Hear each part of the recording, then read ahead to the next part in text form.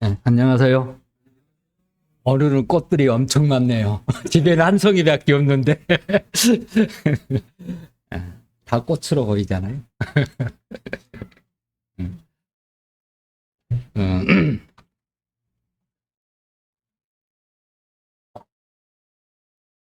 엊그제 1월 달이었는데 2024년이 저물어 가고 있습니다. 흔히들 자기 나이에 비례해서 시석을 따지잖아요. 빨리 지나간 것 같습니다. 다시 이렇게 함께 얼굴을 맞대고 또 함께 예배하고 찬양하고 하나님의 말씀을 나눌 수 있는 시간과 또 장소와 여러 성도님들이 함께 하는 것에 대해서 새롭게 늘 감사함으로 마음에 와 닿습니다. 모처럼 우리 선생님하고 자매님 오셔가지고 함께 예배 드리니까 더 풍성해진 것 같아요. 다른 때보다 거의 한 15분 이상 시간이 많이 사용이 됐어요. 감사가 더 많이 넘친 것 같아요. 우리도 기쁜데 하나님은 더 기뻐 받으실 걸로 생각할 때 마음에 큰 기쁨이 됩니다. 오늘 민수기 9장 10장을 통해서 함께 나누는 시간을 갖도록 하겠습니다. 민수기 9장 9장 15절부터 10절까지를 봐야 하는데 시간 관계상 몇 구절씩만 보도록 하겠습니다. 9장 15절, 민수기 9장 15절, 16절, 18절 같이 한 목소리로 읽겠습니다. 시작. 성막을 세운 날에 구름이 성막꽃 증거막을 덮었고 저녁이 되면 성막에 불 모양 같은 것이 나타나서 아침까지 이르렀으되 항상 그리하여 낮에는 구름이 그것을 덮었고 밤이면 불 모양이 있었는데 구름이 성막에서 떠오를 때 이스라엘 자손이 곧 행진하였고 구름이 머무른 곳에 이스라엘 자손이 진을 쳤으니 이스라엘 자손이 여호와의 명령을 따라 행진하였고 여호와의 성막 따라 진을 쳤으며 구름이 성막 위에 머무른 동안에는 그들이 진영에 머물렀고 10장 1절 1절 2절까지만 보겠습니다. 시작. 여호와께서 모세에게 말씀하여 이르시되 은나팔돌을 두들겨서 만들 것이요 그것으로 회중을 소집하며 진영을 출발하게 할 것이니라. 제목을 엄청 여러 가지를 생각했는데 정하기가 쉽지 않더라고요. 그래서 여기 말씀의 구조를 찾아서 구름 기둥과 은나팔의 인도하심, 그렇게 이제 주제를 정해 봤습니다. 원래는 이 두 가지 다 얘기하려고 하니까 시간이 양이 많더라고요. 그래서 최대한 줄이려고 했는데 아침에 이제 다시 묵상을 하는데 쉽지 않겠다 그런 생각을 가져보게 됐습니다. 또 오늘따라 또 시간이 많이 늦었잖아요. 그래서 주님께서 허락하신 대로 시간을 사용하기를 원합니다. 아마 은나팔까지는 못 갈 것 같아요. 다음에 미루기로 하고요. 또 허락되면 또 은나팔까지 갈 텐데 오늘은 구름 기둥을 통해서 우리에게 하나님께서 가르치시고자 한 그런 부분을 함께 나누기를 원하는 마음이 있습니다. 여기 이제 9장 1절에 보면은 이렇게 기록되어 있는데요.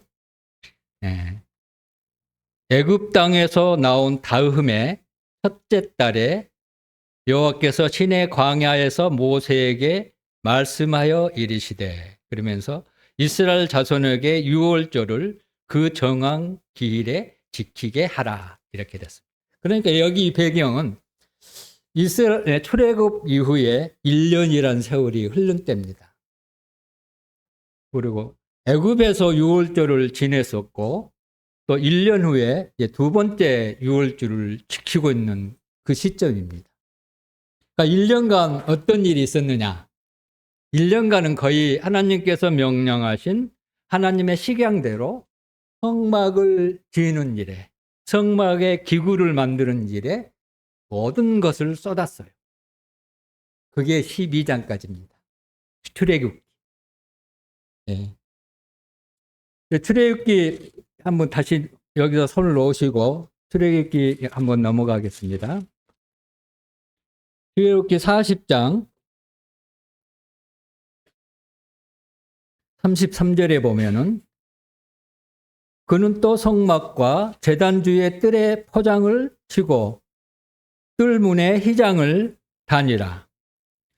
모세가 이와 같이 역사를 마치니 구름이 해막을 덮이고 여호와의 영광이 성막에 충만하매.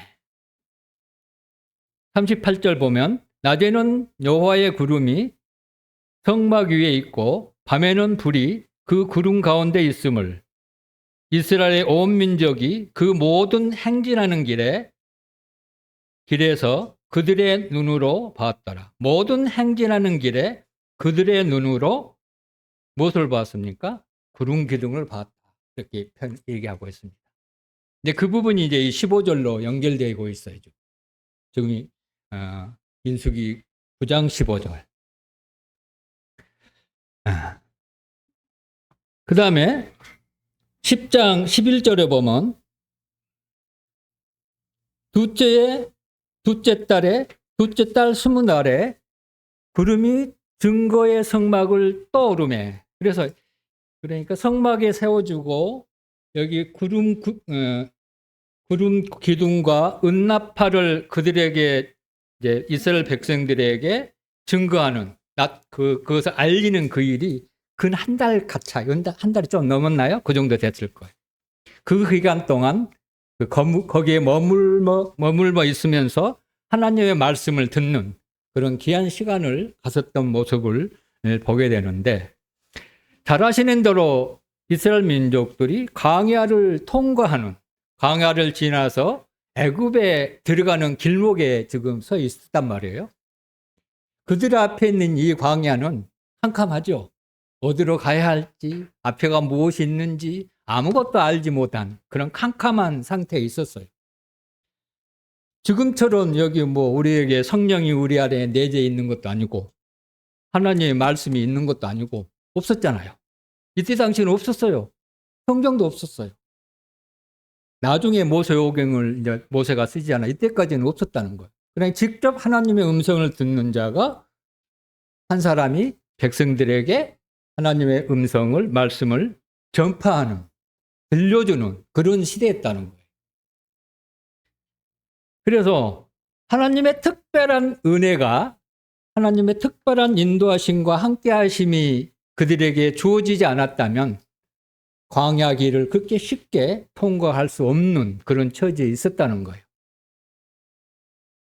그런 상황에서 이제 하나님께서 이 놀라운 구름 기둥이라는 이런 은혜를 베푸시고 있는 장면입니다. 또 옆에 보면 또 은나팔이 있잖아요. 왜 구름 기둥으로 그것만 해도 충분할 것 같은데 그렇지 않았다는 거예요. 또 은나팔이 필요했다는 거예요. 근데 우리는 종종 이 구름 기둥만 생각하고 은나팔에 대해서는 종종 가볍게 여기는 그런 경향이 있어요. 늘 구름 기둥만 대두시키잖아요. 주일학교 때부터 계속. 주일학생들 구름 기둥 뭔지 알아요? 알겠죠. 당연히 알겠죠. 그러니까 은나팔이 뭐예요? 그럼 잘 몰라요. 그러나 분명히 이 두 개가 필요했다는 거예요. 하나만 가지고는 안 됐다는 거예요. 그래서 그런 부분을 실제적으로 이스라엘 민족들에게 이게 두 가지가 다 필요했던 것처럼 동일하게 이 시대를 살아가는 동일하게 우리에게도 구름 기둥과 은나팔이 필요하다는 거예요. 결론적으로 먼저 얘기하면 구름 기둥은 성령님을 상징하고 있습니다. 은나팔은 하나님의 말씀을 제시하고 있다는 것. 이것을 생각하면서 오늘 같이 들으면 좋겠고, 이거 떠나버리면 이거 이스라엘 사람에게 주는 말로만 기억되거든요. 잘못하면요. 이걸 반드시. 그런데 여기서 이스라엘 백성들 얘기하면 이건 나다. 내가 광역하고 있는 이스라엘 사람이다. 그렇게 받으면 되는 거예요. 백성들이란 단어 속에 내가 항시 포함됐다는 것을 염두에 두고 같이 교제를 나누면 좋겠습니다.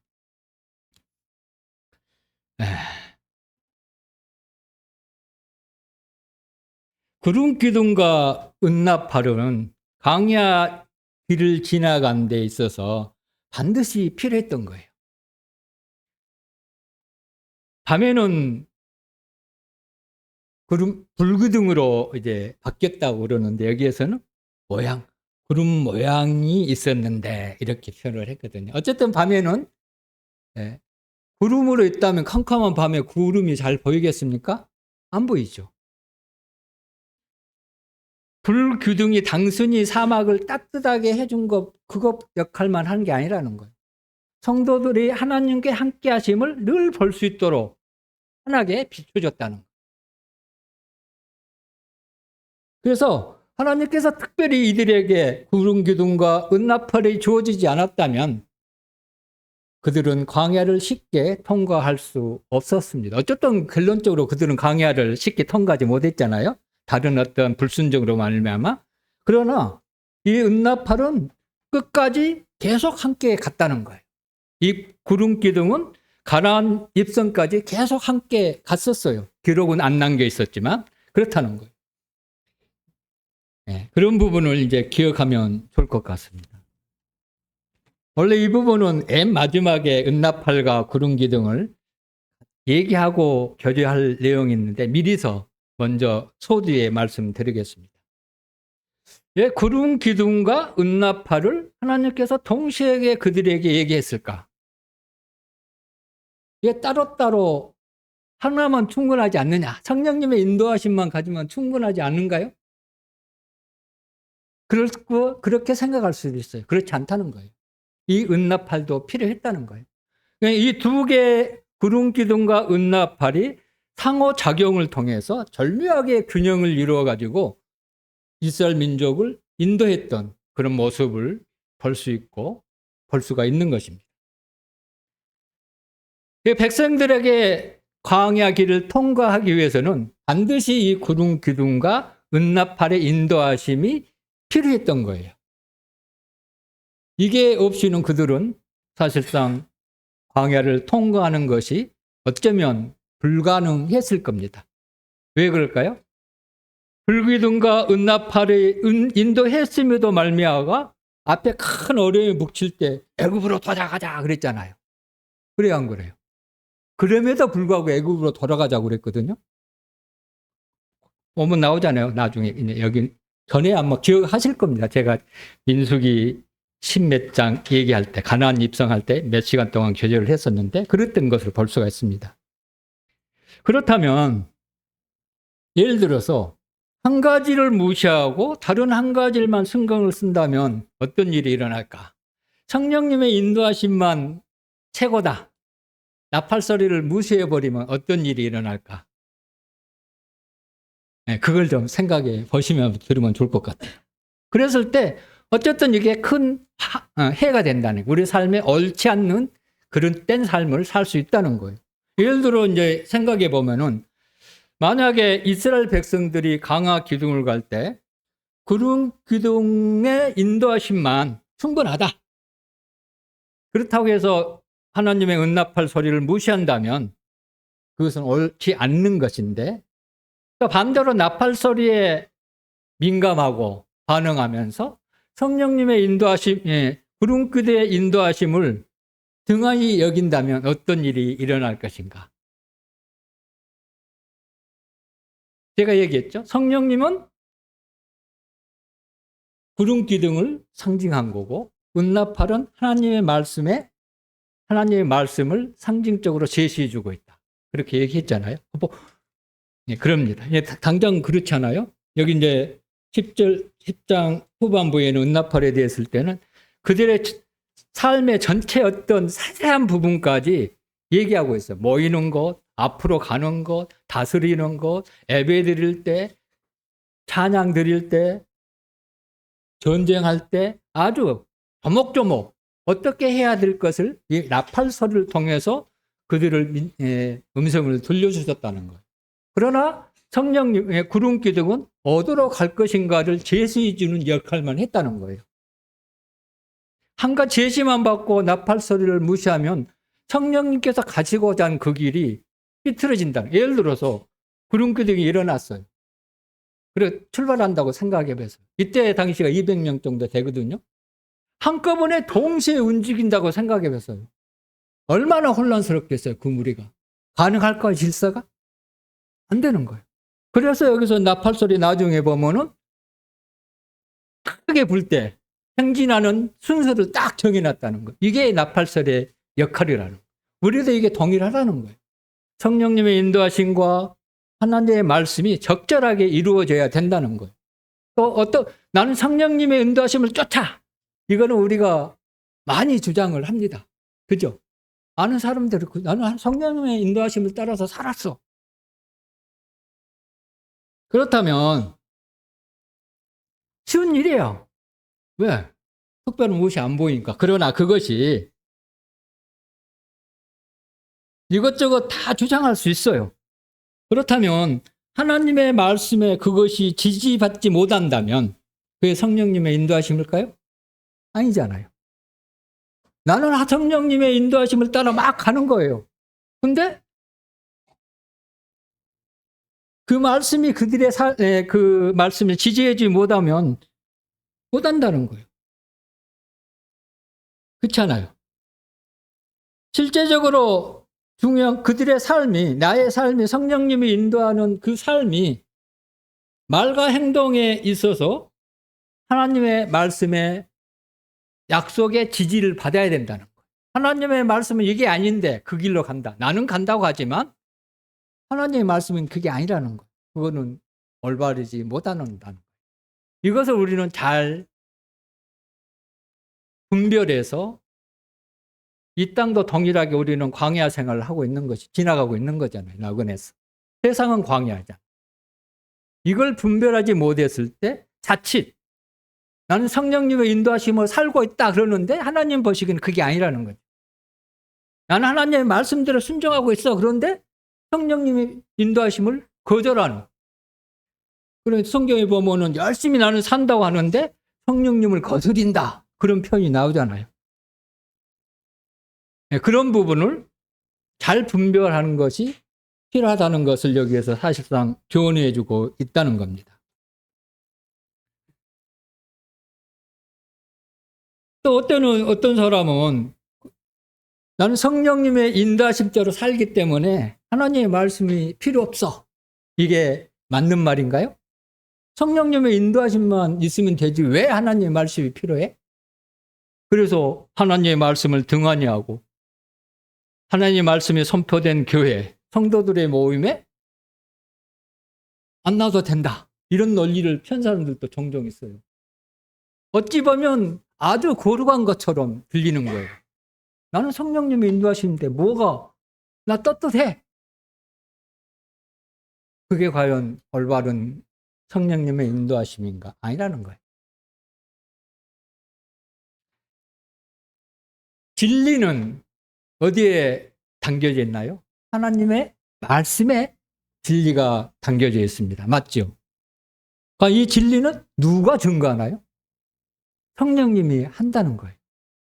그러니까 이 두 개가 서로 간에 거리낌 없이 완벽하게 완전한 증거와 간증이 나타날 때 이게 진정한 하나님께서 우리 삶을 가장 기쁘시게 하는 방법 중에 하나라는 거예요. 어느 한쪽도 치우쳐서는 안 된다. 이거 동시에 같이 가야 된다는 거예요. 그래서 이스라엘 백성들에게 이것을 지금 두 가지 이것을 지금 얘기해 주고 있다는 겁니다. 또 한 가지 필요한 것은 하나님께서 이들에게 반드시 구름 기둥과 은나팔이 필요했다는 거예요. 그렇죠? 그래서 이 은나팔과 구름 기둥을 주는데요. 이제 구름 기둥에 대해서 같이 나누게 될 텐데요. 15절에 보니까 언제 구름 기둥이 실제적으로 나타났느냐면은 성막을 세운 날에 구름이 성막 곧 증거의 장막을 덮었고 이렇게 펴졌다. 성막이 완성됐을 때 뭐예요? 구름이 왔다는 거예요. 구약의 성막은 우리 주 예수 그리스도를 전체적으로 그림자로 묘사하고 있습니다. 성막에는 하나님에 대한 제사가 대부분 성막 안에서 이루어졌습니다. 그렇죠? 주님께서 이 땅에 오셔서 성막 안에 이루어진 모든 제사를 십자가에서 다 이루셨어요. 그렇죠? 이때 그러니까 성막이 완성돼서 구름기둥이 덮어졌다는 것은 성령님이 그 안에 계신 것을 의미한다면 구원받은 성도들에게만 이 성령님이 임한다는 거예요. 여기서부터 그걸 알 수 있었어요. 이때 당시 이제 이스라엘 백성들이 너의 애굽에서 이미 구별돼서 분리돼서 나왔잖아요. 이들은 구속받은 백성들이었습니다.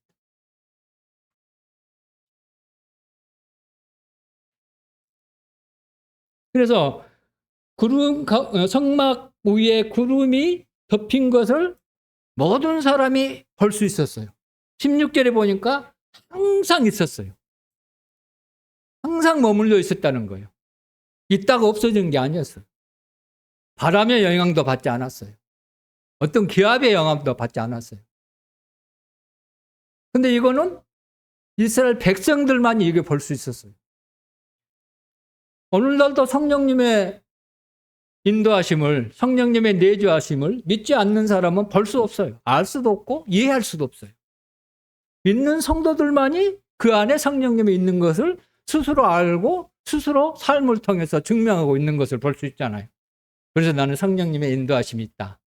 또 성령님을 통해서 하나님의 말씀을 눈을 열어 보게 하시잖아요. 그걸 따라 우리가 따라가지 않아요? 그런 것을 있는 것처럼 그렇다는 거예요. 이 기둥격은 강하에 통과하는 그 이스라엘 진중앙에 늘 머물러 있었다는 거예요. 성막이 네 지파 한 가운데 늘 머물러 있었고, 행진할 때 가운데 있었고, 성막이 머물러 있을 때는 네 지파가 뚝 둘러싸서 성막 주위에 있었잖아요. 그래서 구름 기둥은 남녀노소를 막론하고 항시 볼 수 있었다는 거예요. 이게 중요한 거예요. 항시 보게 있도록 구름 기둥이 아마 엄청난 높이에 솟아 있었을 거예요. 모든 사람이 다 볼 수 있도록. 이게 하나님의 은혜라는 거예요. 이것을 이스라엘 백성이 요구하고 요청한 적이 있습니까? 아니잖아요. 필요에 따라서 이 성령의 이 광야를 통과하는 그들에게 하나님께서 이미 벌써 아시고 이 구름 기둥을 이스라엘 백성에게 값없이 은혜로 주셨다는 거예요. 성령님도 마찬가지잖아요. 우리가 100일 기도, 1000일 기도한다고 성령님이 우리 안에 들어올까요? 안 들어와요. 절대 안 들어와요. 오직 그리스도를 믿는 그들에게만 성령님의 임하잖아요. 달라 소리 안 해도 줘요. 성령님 주시라고 아무리 소리 질러봐요. 주시나 절대 안 주거든요. 오직 믿음을 통해서 우리 주님의 구속사역을 믿는 자에게만 이 성령님이 구원을 그냥 선물로 값없이 주는 것처럼 성령님도 동일하게 나의 의지와 상관없이 주신다니까요. 이게 하나님의 특별하신 은혜예요. 왜 우리에게 성령님을 주셨습니까? 동일하게 광야와 같은 이스라엘 자손처럼 성도들은 이 땅에서 성령님의 인도하심이 반드시 필요해요. 이게 없으면 세상으로 바로 떠나기 때문에 그렇습니다. 이게 하나님의 은혜라는 거예요. 그런 부분을 이스라엘 민족에게 상기시켰고, 그래서 언제든지 볼 수 있다는 것이 놀라워요. 또 항상 있다는 것이 얼마나 놀라워. 성령이 우리한테 떠나시나요? 안 떠나시잖아요. 한 번이만 성령님은 우리의 어떠함에 상관없어요. 했든 잘못했든 결코 떠나지 않는다는 거예요. 왜? 주님 나라 아마 주님 나라 갔을 때도 영원히 성령이 우리 안에 거하실 거예요. 그런 부분을 보면서 이스라엘 백성들이 그 기둥을 봤을 때 하나님께서 모세와 함께 하신 그 부분을 볼 수 있었고 또 우리와 함께 하신 하나님을 늘 볼 수 있었다는 거예요. 다행인 것은 눈으로 볼 수 있다는 게 얼마나 좋은지 몰라요. 근데 우리는 성령님 눈에 보이지 않잖아요. 네? 보여요? 안 보이잖아요. 근데 더 놀라운 것은 그들은 보고 믿었대요. 그들의 마음속에는 없었단 말이에요. 그러나 우리는 볼 수 없지만 우리 안에 있는 성령님 우리는 믿음으로 보잖아요. 이게 다르다는 거예요. 하나님의 구약의 이스라엘에게 베풀었던 하나님의 은혜와 신약에 있는 우리에게 베푸신 하나님의 은혜는 차원이 다르다는 거예요. 그러니까 이스라엘에게 주신 것과 교회의 은혜는 비교할 수 없다는 거예요. 그런 은혜 가운데 우리가 살아가고 있다는 사실을 늘 생각할 때 우리가 어떠한 모습으로 어떠한 자세로 하나님을 섬기고 성령님의 인도하심을 따라 살아갈 것인가, 이거는 자명한 거 아니겠습니까? 그런데 우리는 종종 이걸 엄청나게 잊어버리고 산다는 게 문제라는 거예요. 저도 많이 잊어버려요. 고영재 그렇게 살아? 그럼 저 할 말 없어요. 그러나 이걸 받든 안 받든 하나님께 말씀하신 하는 거거든요. 받는 사람은 기쁨으로 살아가는 거고 받지 못한 사람은 그대로 살아가는 거죠. 그런 부분을 여기서 말씀해 주고 있습니다. 그래서 하나님의 인도하시면은 결코 실패함이 없어요. 왜냐하면 이 구름 안에 하나님의 영광이 있고 하나님의 능력이 이 구름 속에 다 있기 때문에 그렇습니다. 하나님의 말씀이 어디 실패한 적이 있습니까? 결코 실패할 수 없어요. 그렇죠? 하나님의 말씀이 변할 수 있습니까? 변할 수 없다는 거예요. 우리에게 주신 약속은 변하지도 않고 실수하지도 않는다는 그 의미가 그겁니다. 변개하지 않는다는 것은 우리 삶을 인도하는 그 길에 한 번도 실패한 적이 없다는 거예요. 우리가 봤을 때 이 길이 실패된 거야. 내 생각이 어디 가다 보면 힘들잖아요. 그러면 이게 아닌 것 같아. 내 생각은 실패한 것 같지만 하나님이 그렇지 않다는 거예요. 하나님은 늘 가장 좋은 것으로 그 길로 인도하시는 하나님이라는 거예요. 그렇죠? 근데 사람의 관점은 또 달라요. 그래서 전전 시간에 다니엘을 통해서 그런 부분 잠깐 언급을 했는데 기억하실런지 모르겠어요. 그렇죠? 잠깐 상기시키면 다니엘의 세 친구가 어디로 들어갔나요? 풀무불에 빠졌나요? 그렇죠? 그게 사람의 생각으로는 그게 좋은 길입니까? 아니잖아요. 좋은 길이 절대 아니에요. 그러나 하나님은 그것이 가장 좋은 길이라는 거예요. 왜? 거기에서 하나님을 보잖아요. 만나잖아요. 예, 그런 것을 했을 때 이거 아주 것이고 이 구름 기둥에 있어서는 굉장히 이스라엘 민족들에게는 친숙했다는 거예요. 성령님의 인도에 우리는 늘 친숙하게 여겨야 돼요. 이게 계속 동행한 자만 성령님의 인도하심을 친숙하게 여기는 삶이 실제적으로 삶 속에서 계속 일어나는 것이 이 땅에 살아가는 그리스도의 삶에 있어서 가장 바람직한 거라는 거예요. 하나님께서 그것을 원하셔서 이스라엘 민족들에게 구름 기둥을 값없이 주셨다는 거예요.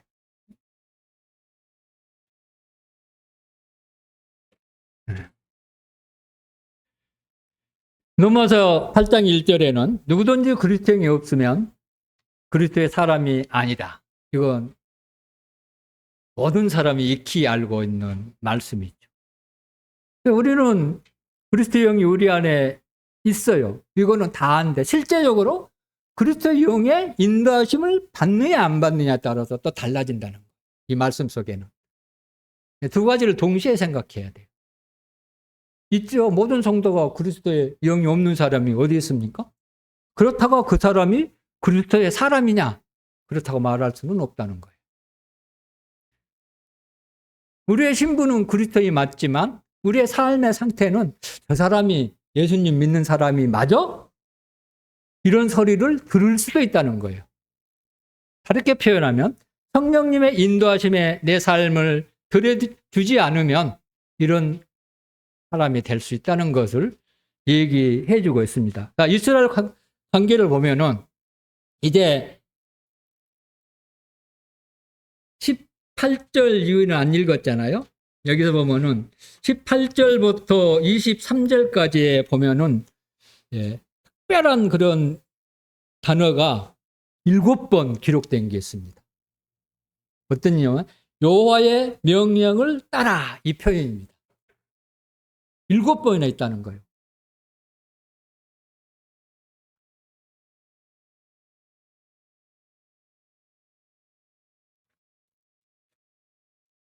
한번 볼까요? 8절에 여호와의 명령을 따라 행진하고 여호와의 명령을 따라 진을 쳤으며 여기서 2번 하죠. 19절에 이스라엘 자손이 여호와의 명령을 지켜 행진했다. 그렇게 표현을 썼습니다. 18절에 2번 있죠. 19절에 한 번 있고요. 20절에 여호와의 명령을 따라 진영에 머물고 여호와의 명령을 따라 행진하고 그렇게 했습니다. 또 23절에 여호와의 명령을 따라 진을 치고 여호와의 명령을 따라 행진하고 이게 얼마나 중요한 것을 여기서 우리에게 강조하고 있다는 거예요. 이 명령을 지키지 않으면요 이스라엘 진영은 와해됐을 겁니다. 구름 기둥은 이쪽으로 가는데 엉뚱하게 제자리에 가만히 앉아있는 사람. 명령을 안 지키면 앉아있어야 되잖아요. 구름은 가고 다 가는데 그런 사람이 있어서는 안 되겠죠. 오늘날 적용하면 영적인 삶에 이것을 사라고 얘기하시는데 어떤 사람은 그 길로 가고 어떤 사람은 에헴하고 딱 앉아서 기증 말고 있는 사람도 있잖아요. 그런 부분을 얘기할 수 있어요. 명령을 지켜야 된다는 거예요. 또 어떤 여기서 보면은 또 머물러 있을 때는 머물러 있어야 되잖아요. 근데 반대로 또 가는 거예요. 앞으로 막. 그래서는 안 된다는 거예요. 이게 포인트예요. 계속 가는 것만이 능사가 아니라는 거예요. 때로는 머물러서 쉴 때도 있고 때로는 기다릴 때도 있고 떠나고 싶은데 나는 가고 싶은데 구름이 머물러 있으면 머물러 있어야 되는 거예요. 나는 쉬고 싶은데 막 가면 따라가야 되는 거예요. 이게 필요하다는 거예요. 우리에게. 내 생각대로, 내 방법대로, 내 의지대로, 내 지혜대로 따라간 게 아니라는 거예요. 내 환경에 맞게, 내 상황에 맞게 성령님의 인도하심을 거스르지 마세요. 하나님은 떠나면 너희들도 떠나고 따라서 행진하고 머물면 너는 머물러서 쉬어라. 그거예요. 그렇다고 그 구름기둥이 계속 머물러 있었습니까? 아니에요. 이 구름기둥 목적지가 어디예요? 가나안까지 가는 거예요. 계속 가다가 멈췄다 가다가 이거 보면요. 21절에 보면은 구름이 저녁에 아침까지 있다가 아침에 그 구름이 떠오르면 그들이 행진하고 하룻밤 자고 가버리는 거예요. 그 다음날 바로 출발해요. 얼마나 번거롭습니까? 그 많은 사람이.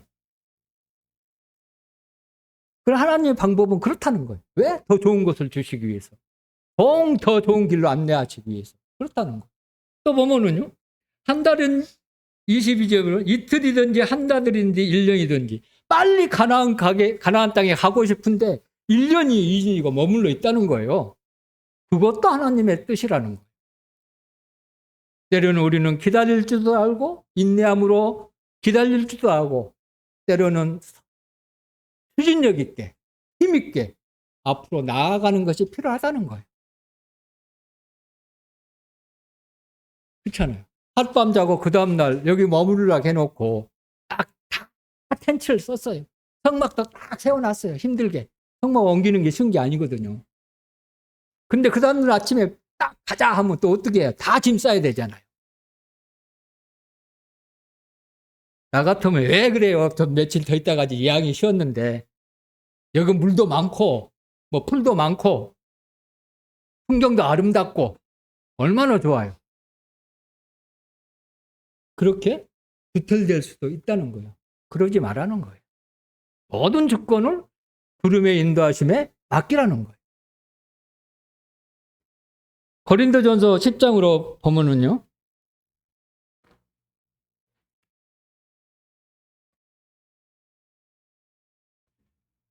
고린도전서 10장 1절, 2절, 2절, 3절, 4절까지 볼까요? 자, 같이 한번 읽어보겠습니다. 고린도전서 10장 1절 시작. 형제들아 나는 너희가 알지 못하기를 원하지 아니하노니 우리 조상들이 다 구름 아래 있고 바다 가운데로 지나며 모세에게 속하여 다 구름과 바다에서 세례를 받고 다 같은 신령한 음식을 먹으며 다 같은 신령한 음료를 마시며 이는 그들이 따르는 신령한 반석으로부터 마셨음에 그 반석은 곧 그리스도시라. 여기 보면은 사도 바울께서 고린도 교회에게 얘기할 때 특별히 이제 여기에서는 나중에 이제 우상 숭배 같은 것이 나오잖아요. 그러면서 우리의 조상들이 다 구름 안에 있다. 구름 아래 있다. 그렇게 표현했습니다. 이 말씀을 유추해 보면은 성막이 항상 그 구름이 성막 위에 있었던 건 아닌 것 같아요. 왜? 모든 이스라엘 백성들을 다 덮고 있는 그런 것을 생각해 볼 수 있잖아요. 다 덮었다고 그랬잖아요. 이걸 영적으로 적용해 보면은 그들의 삶을 이 구름 기둥이 다 주관하고 통치하고 그랬다는 거예요. 다 덮어버렸다는 거예요. 오직 구름 기둥만 그들의 모습에 그 다음에 나오는 게 이제 바다를 통과하고 침례를 받고 신령 음식을 먹고 그렇게 이어지잖아요. 그 안에서 이게 이루어졌다는 거예요.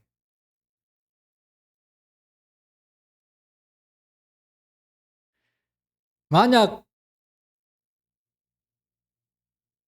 구름이 이스라엘 민족 전체를 덮었다가 조금 전에 유추를 덮였다는 표현을 썼잖아요. 사도 바울이. 그렇다면 이 구름 기둥이 그들을 인도하는 일에만 사용했을까요?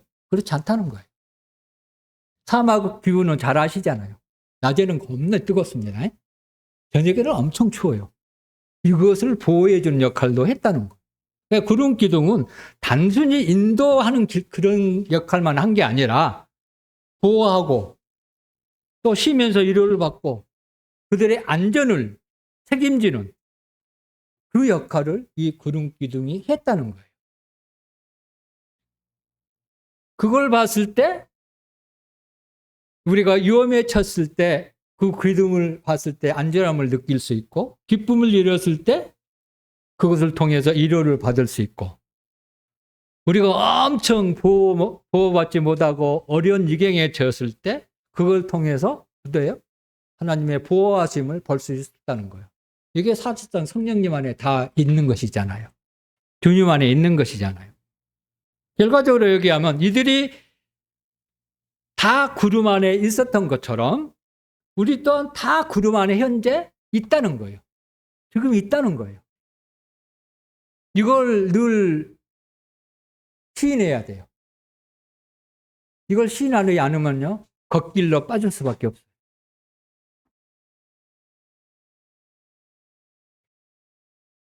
이건 하나님께서 우리에게 특별히 베푸신 은혜라는 거예요. 은혜이죠. 선물이죠. 근데 이걸 거절했을 때 그 은혜 안에 있는 것을 포기하는 거예요. 그렇지 않겠어요? 구름 아래에 있다는 것은 하나님의 그 구름 안에 있는 임재에 계시는 하나님의 통치 아래, 권위 아래 있다는 것을 시인하는 것, 인정하고 살아가야 되는 거예요. 그 안에 있을 때만 광야 길을 가는 사람들에겐 완전히 보장됩니다. 그렇죠? 믿음의 길을 가는 길이 보장해줘요. 사탄의 권세로부터 이길 수 있어요. 왜? 사탄의 권세로부터 우리는 이미 벗어났다 그렇게 얘기할 수 있죠. 이거는 신분이고요. 우리의 삶은 계속 사탄과 싸워야 돼요. 권세로부터. 또 그것에서 진정한 기쁨을 그 안에 있는 거예요. 하나님께서 나와 함께 하시지 않으면 우리의 기쁨을 누릴 수 있어요? 없어요. 영적인 기쁨을 아무것도 누릴 수 없어요.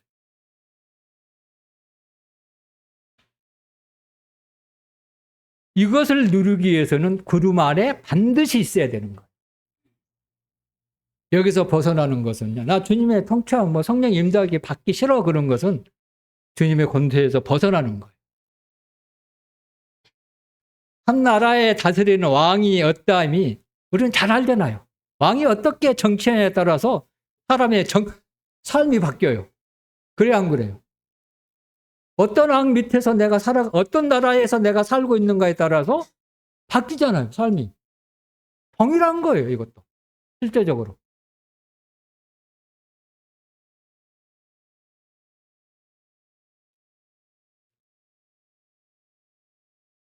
그래서 권세 아래 있는 것이, 거기 통치 아래 있는 것이 우리가, 에이, 좀 자유롭게 살고 싶어. 좀 즐길 건 즐기고, 뭐, 다른 사람들이 하는 것을 즐기고, 이런 것이 좋은 것 같지만 그렇지 않다는 거예요. 거기에 벗어나면 하늘에 속한, 하늘의 형상을,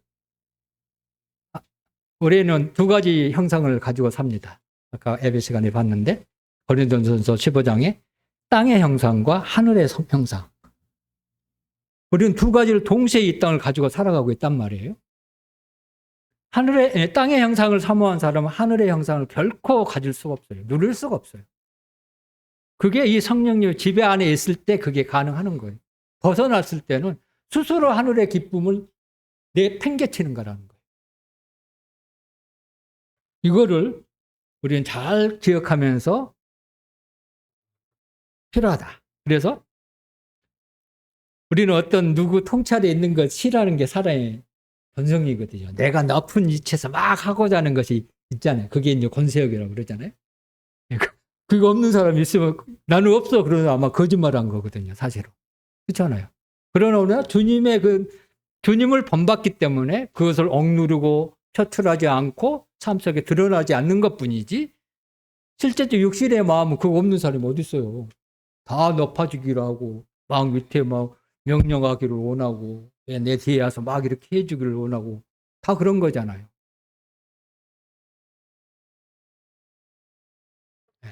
그러나 이제 우리가 주님의 안에 있을 때, 성령님의 아래에 있을 때, 구름 아래에 있을 때 이스라엘 민족들이 아무런 탈 없이 가나안에 갈 수 있었던 것처럼 우리도 동일하다는 거예요. 물론 그들이 이제 잘못을 범함으로 수많은 사람들이 가나안에 들어가지 못했죠. 자손들만 갔지만 이런 일이 또 우리한테 일어날 수 있다는 거예요. 네, 그런 부분은 더 깊이 생각하면 그렇습니다. 어쨌든 그렇습니다. 네. 그래서 영적인 풍성함, 주님 안에 있는 기쁨, 보호, 방패, 산성 그런 표현을 우리 엄청 많이 쓰잖아요. 왜냐하면 나의 산성이고 나의 힘이고 나의 이로자 나의 목자 수많은 그런 뭐라고 하나요? 그 말을? 그런 단어를 뭐라고 그러지? 네. 단어를 사용합니다. 그게 그냥 주어지는 게 아니에요. 이 성령님의 구름 아래 있을 때만 실제적으로 나한테 임한다는 거예요. 그래서 이제 23절에 보면은 그렇습니다. 같이 한번 읽어볼까요? 시작. 곧 그들이 여호와의 명령을 따라 진을 치며 여호와의 명령을 따라 행진하고 또 모세를 통하여 이르신 여호와의 명령을 따라 여호와의 직임을 지켰더라. 이거 뭐라고 했나요? 여기서 직임을 지켰다는 뜻이 무엇인가요? 무슨 뜻이죠? 그렇죠? 구름 기둥이 떠나면 떠난 거고 머무르면 머무른 그 일을 철저히 행했다는 거예요. 했다는 거예요. 이게 필요해요, 우리. 이걸로 내가 오늘 제목을 삼을까 그렇게 생각했거든요. 근데 이제 다 해가지고 이제 그렇게 제목을 삼았는데 이게 지키는 게 필요하다. 지켰다는 것은 다른 성경에는 책무라고 표현했고 책무라는 표현도 썼어요. 또 더 자세히 세세히 얘기한다면 순종한다. 그 하나님 성령님의 인도하심에 순종하는 거. 구름기둥에 인도하는 대로 순종하는 거. 이게 직무를 지키는 거예요. 사실상 모든 성도들에게 이게 꼭 필요한 거예요. 이게 없으면 믿음의 삶은 빵점이에요.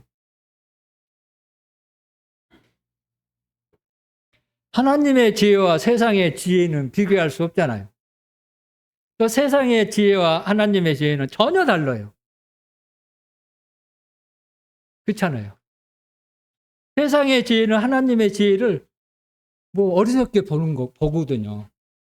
그러나 세상에 아무리 훌륭한 지혜도 하나님의 가장 한 단어의 성경 구절보다 못하다는 거예요.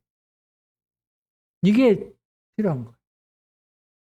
그래서 우리에게 각자 하나님께서 항상 그리했다고 그랬잖아요. 항상 있어요. 항상 봤다는 거예요. 보는 눈이 필요하다는 거예요. 중요한 것은 이게 예행적으로 실질적으로 보게 했다는 것이 중요해요. 그러면 이게 어른들만 볼 수 있는 게 아니잖아요. 아기로부터 노인까지 이스라엘 백성들은 다 볼 수 있었어요. 다르게 표현하면 구원받은 성도들은 모두 다 이 구름 기둥을 볼 수 있는 거예요. 어떤 특별한 사람만 본다는 게 아니라는 거예요. 다 볼 수 있어요. 눈만 크게 뜨면. 근데 크게 안 뜨고 보려고 그러잖아요. 감아버려요. 스스로 감아버린다니까요. 이게 계속 진행되면요. 수십 년 주님을 섬겨도 어린아이 같은 사람이 있고요. 1년을 섬겼어도 똑바로 본 사람이 장성한 사람이 있을 수도 있다는 거예요. 이 차이점이에요. 어떻게 무엇을 보느냐에 따라서 달라지는 거예요. 영적 가치와 영적 생활과 주님을 사모하는 마음, 예배에 동참하는 부분, 기도하는 부분, 교회 안에 섬기는 부분, 모든 부분이 달라지는 거예요. 그래서 이런 부분을 위해서 이 구름기둥을 주신 건 이스라엘을 속박하기 위해서 주신 게 아니라는 것을 반드시 기억하시기 바랍니다. 왜? 이스라엘을 위해서 생각해서 가장 필요한 것이니까. 그 길을 알 수 없으니까 가기 위해서. 사막의 위험으로부터 보호하기 위해서. 햇빛의 위험으로부터 보호하기 위해서. 정갈의 위험에서 보호하기 위해서. 이스라엘 가보신 분, 순례여 가보신 분 있죠? 이스라엘 이쪽 강야는 안 가봤지만 요르단 쪽의 강야는 가봤습니다. 비슷하겠죠? 비슷하겠죠? 없어요. 풀도 없고 아무것도 없어요. 어쩌지? 흙하고 돌하고 밖에 안 보이더라고요. 나 갔을 때는. 물론 이제 농사를 지을 수 있는 곳이 있겠지만 대부분 다 그렇더라고요. 그래서 필요한 것은 하나님의 인도하심이 없으면 그것을 통과할 수 없었다는 거예요. 근데 그것만 있었느냐? 그날 살고 있는 수많은 그런 민족들이 있었잖아요. 대적자들이. 그게 반드시 필요했던 거예요. 그런 것처럼 이걸 인식하는 것이 필요하다는 거예요. 그래서 우리는 내가 원해서 그 길을 가는 것보다도 내가 원하지 않아도 성령께서 그 가기를 얘기한다면 여기에서 명령에 따라 이들이 직무를 지켰던 것처럼 우리는 그 길을 가야 한다는 거예요. 그 길이 당장은 조금 내가 힘들고 그렇게 느낄 수도 있어요. 그러나 그렇지 않다는 것이요. 우리가 아침에 우리 동혁 형제가 가난한 것이 부유하다. 그렇죠? 이것도 비밀이에요. 어떻게 가난한 것이 부자가 돼요? 1,000만 원 있는 사람하고 10억 있는 사람하고 누가 부자예요? 10억 있는 사람이 부자잖아요. 세상의 가치는 그렇습니다. 그러나 그럴 때 가치는 또 다르잖아요.